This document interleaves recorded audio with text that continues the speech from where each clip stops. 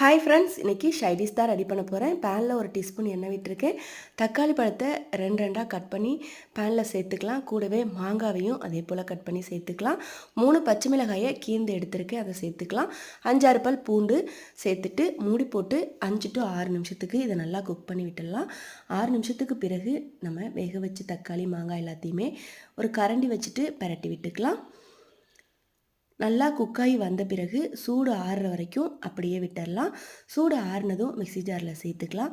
சேர்த்துட்டு மாங்காயில் உள்ள சதைப்பகுதியை மட்டும் எடுத்து சேர்த்துக்கலாம்.